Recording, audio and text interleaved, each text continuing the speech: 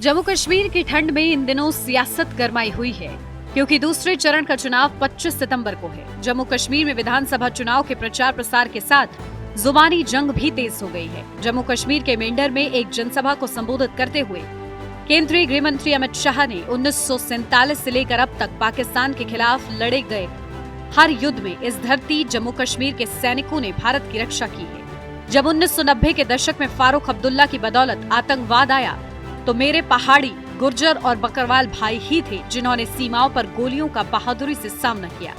पाकिस्तान प्रधानमंत्री नरेंद्र मोदी से डरता है और इसलिए जम्मू कश्मीर में सीमा पर शांति है। उमर अब्दुल्ला यहां आकर डराते हैं कि जम्मू में दहशतगर्दी आ जाएगी।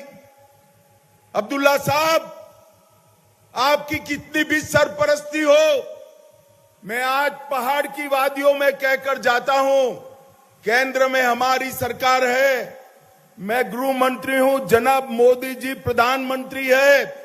हमारी एक खूबसूरत वादियों में दहशतगर्दी को हम नहीं घुसने देंगे, नहीं घुसने देंगे। भाई और बहनों, हमने यहां पर 3 परिवारों के शासन को समाप्त करने की मैं अपील करता हूं। न केवल ये पहाड़, घाटी के भाइयों बहनों को भी कहना चाहता हूं, आप मुझे बताइए कि आपका आतंकवाद से बचाने का काम फारूक अब्दुल्ला साहब क्यों नहीं किए? यहां जब आतंकवाद फैला, फारूक अब्दुल्ला साहब लंदन में गर्मियों की छुट्टियां मनाते थे, हमारे बीच में नहीं रहते। क्या आप ऐसा शासन चाहते हैं क्या? जोर से बोलो, चाहते हैं क्या? या दहशतगर्दी को समाप्त करने वाला शासन चाहते हैं, वो बताइए।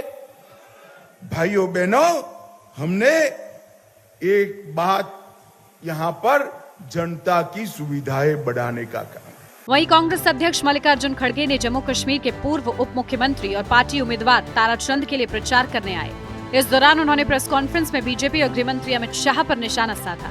उन्होंने कहा कि बीजेपी जो हमेशा झूठ बोलती है, वो सिलसिला अभी भी जारी है। हमने जम्मू कश्मीर के लिए 7 गारंटी का ऐलान किया है। हमारा पहला मुद्दा स्टेटहुड का है, जिसके लिए हम पूरी कोशिश करेंगे। जम्मू कश्मीर में शांति के दावे पर उन्होंने बीजेपी पर निशाना साधते हुए कहा, आपका शांति का जो दावा है, उसके बावजूद घटनाएं क्यों हो रही हैं? आपने जम्मू कश्मीर के लिए क्या क्या किया है, इसका कोई जवाब आपके पास नहीं है। उनके पास कोई उत्तर नहीं है। बीजेपी के पास कोई एजेंडा नहीं है। इस चुनाव में हमारे जो कार्यक्रम हैं, उन कार्यक्रमों को किस ढंग से लागू करेंगे, इसका थोड़ा सा मैं इंफॉर्मेशन देना चाहता हूं। और आज बीजेपी जो हमेशा जैसी बातें करती है, झूठ बोलने का,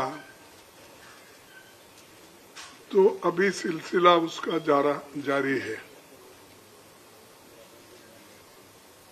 देखिए, हमारे तो 7 गारंटी हमने डिक्लेयर की है। उस 7 गारंटी में आप सबको मालूम होगा कि हमारा सबसे पहला मुद्दा स्टेटहुड का है और जम्मू कश्मीर को स्टेटहुड दिलाने के लिए हमारी पूरी कोशिश रहेगी। जम्मू कश्मीर में 10 साल बाद चुनाव हो रहे हैं और पिछले करीब 6 साल से शासन की बागडोर राज्यपाल उपराज्यपाल के हाथों में ही रही है। केंद्र की सत्ता पर काबिज होने के नाते शासन को लेकर जनता की नाराजगी अगर वोट के रूप में सामने आती है तो जाहिर है नुकसान बीजेपी का ही होगा। लेकिन जम्मू कश्मीर के इस चुनाव में तस्वीर अलग है। ये वोट नाराजगी के हैं या 10 साल बाद लौटे लोकतांत्रिक अधिकार के उत्साह के हैं, या अलगाववादियों के मैदान में आने से अलगाववादी सेंटिमेंट को मिले नए विकल्प के हैं, ये चुनाव नतीजे आने के बाद ही पता चलेगा। यहाँ पहले चरण का मतदान 18 सितंबर को हुआ था, दूसरे चरण का मतदान 25 सितंबर को होगा। इसके बाद तीसरे और अंतिम चरण का मतदान 1 अक्टूबर को होगा और चुनाव के परिणाम 8 अक्टूबर को घोषित किए जाएंगे। Desk report, network 10।